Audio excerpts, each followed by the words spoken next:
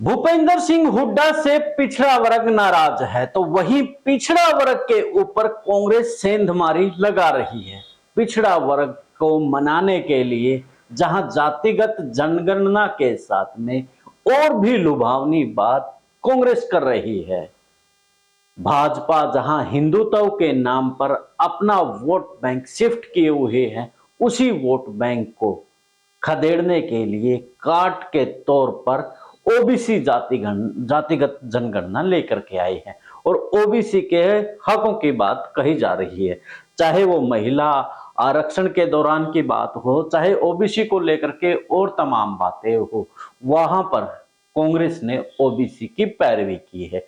लेकिन हरियाणा के अंदर हम बात करें तो कहीं ना कहीं भूपेंद्र सिंह हुड्डा से वो पिछड़ा वर्ग नाराज है। ये मैं नहीं बल्कि पिछड़ा वर्ग के नेताओं के कई बार बयान भी आते हैं कि हमारी चलती नहीं है, या और भी तमाम उनके बयान आप सुनते रहते हैं। और यहां तक कहा जाता है कि एक वर्ग का नेता भूपेंद्र सिंह हुड्डा है। टिकटों के वितरण के दौरान आप बेशक से देख ले, उन्होंने जिस प्रकार से अपने वर्ग की पैरवी करते हुए अपने ही वर्ग के लोगों को टिकट दिलवाया। क्या ये वाकई सच है? ये सच है या झूठ है? उसके लिए आज हम अपने यानी कि जो राजनीतिक विश्लेषण की पाठशाला है उसमें बताएंगे कि 2019 के चुनाव में जब टिकटों का वितरण हुआ था तो उस वक्त कहीं ना कहीं पिछड़ा वर्ग को देखा, उसकी अनदेखी की गई थी। तो ऐसे में अब पिछड़ा वर्ग की याद कांग्रेस की आई है तो वहीं भूपेंद्र सिंह हुड्डा सामने है, तो पिछड़ा वर्ग कैसे उनके साथ आएगा? देखते हैं कि बार 2019 के जो टिकटों के वितरण है, जो टिकट दी गई थी भूपेंद्र सिंह हुड्डा ने अपनी ही चलाई थी, क्योंकि 2019 के दौरान उसे फ्री हैंड भूपेंद्र सिंह हुड्डा को कर दिया गया था और फ्री हैंड होने के बाद से ही उन्होंने अपने जो साथी थे, सहयोगी थे, उनको टिकट दिया था। तो जिस प्रकार से प्रदेश में उस वर्ग की संख्या 22% बताई जाती है। मैं आपको ये स्पष्ट कर देना चाहता हूं कि कुछ लोग कहेंगे कि आप जातिगत, मैंने हर वीडियो में इसलिए बोलता हूं क्योंकि आरोप लगते हैं। अब जब राजनीतिक विश्लेषण होंगे, जब मुद्दों पर बात होगी तो हम मुद्दों पर बात करेंगे। जब जातिगत बात पर देश प्रदेश के अंदर टिकटों का वितरण होता है, बात होती है, जब चार बुजुर्ग बैठते हैं, चार युवा बैठते हैं, वहां पर ज्यादातर जातिगत बात होती है। ये कड़वी सच्चाई है। वो मुद्दों के ऊपर बहुत कम बात करते हैं। वो भूपेंद्र सिंह हुड्डा को लेकर के ये कहते हैं कि हमारा नेता ये इसलिए है, इसलिए हम जातिगत विश्लेषण कर रहे हैं, नहीं तो हम मुद्दों के ऊपर विश्लेषण कर रहे होते कि कहां क्या कमी है। खैर देखिए, भूपेंद्र सिंह हुड्डा के नेतृत्व में जो 2019 में जो टिकटों का वितरण हुआ था, सबसे पहले हम रोहतक चलते हैं और रोहतक में दीपेंद्र सिंह हुड्डा को टिकट दिलवाई गई थी।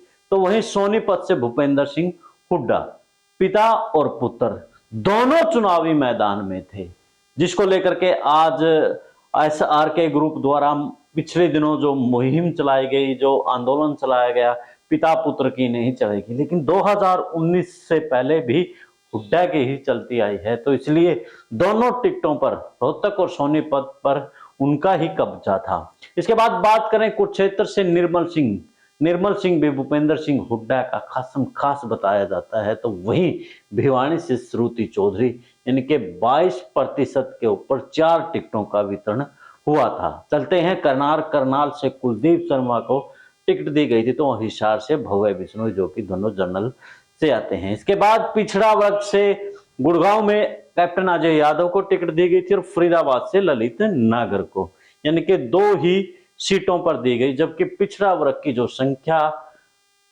35% के लगभग है। तो जबकि भूपेंद्र सिंह हुड्डा जो पैरवी कर रहे हैं उनकी 22% है। तो अंबाला और सिरसा जो कि अनुसूचित वर्ग से है, अंबाला से कुमारी शैलजा को और सिरसा से अशोक तंवर को टिकट दी गई थी। अशोक तंवर के बीच में लोकसभा चुनाव के बाद आपस में दिल्ली में टकराव हुआ था। उस टकराव के बाद अशोक तंवर ने कांग्रेस पार्टी को छोड़ दी थी। उसके बाद उन्होंने खुद की पार्टी बनाई, फिर वो टीएमसी में चले गए, आजकल वो आम आदमी पार्टी में है। खैर, वो एक अलग विषय है। तो जिस प्रकार से पिछड़ा वर्ग में जो 35 वर्ग है, तो जिसमें 35 वर्ग में भी दो कैटेगरी बनाई गई है, जिसमें एक अति पिछड़ा वर्ग है, एक अन्य पिछड़ा वर्ग है। जो अति पिछड़ा वर्ग है उसकी संख्या 20% के लगभग है, तो वही अन्य पिछड़ा वर्ग की 15% के लगभग है। तो टोटल ये जो 35% है, जो मैं ये बता रहा हूं कि जो गुड़गांव की जो सीट है अजय यादव की, ये अन्य पिछड़ा वर्ग 15% में आती है। यानी कि जो अति पिछड़ा वर्ग जिसकी संख्या 20% है, उनकी नाराजगी क्या वाकई में सही है, वाजिब है? उनकी अनदेखी जिस प्रकार से हुई, देखे हालात, कितने विधायक हैं, कितने क्या कुछ है, वो एक अलग विषय है। लेकिन फिलहाल हमने ये चार्ट इसलिए बनाया ताकि आपको दिखा सकें कि 2024 के चुनाव को लेकर के जो कांग्रेस ने रणनीति बनाई है, उस रणनीति में कांग्रेस कैसे सफल होगी जब सामने उनके, जिसको पिछड़ा वर्ग ये मानता है कि हमारा हितैषी नहीं है, अगर वो सामने होगा तो पिछड़ा वर्ग की कांग्रेस कैसे करेगी बात। खैर, अब आप भी अपनी राय दे दीजिए इस मामले में कि जिस प्रकार से पिछड़ा वर्ग की अनदेखी 2019 में हुई, अब 2024 के लिए उनको यानी कि साधने के लिए जातिगत जनगणना, महिला आरक्षण, तमाम उनकी बात हो रही है, तो क्या पिछड़ा वर्ग कांग्रेस के साथ खड़ा नजर आएगा? आपकी राय कमेंट्स बॉक्स में आप जरूर दें। देश और प्रदेश की खबरों के लिए हमारे साथ जुड़े रहें। मिलते हैं एक नए वीडियो में एक नए मुद्दे और विश्लेषण के साथ। उससे पहले चैनल को शेयर, सब्सक्राइब और फॉलो कर लें। मुझे दें इजाजत। जिंदाबाद।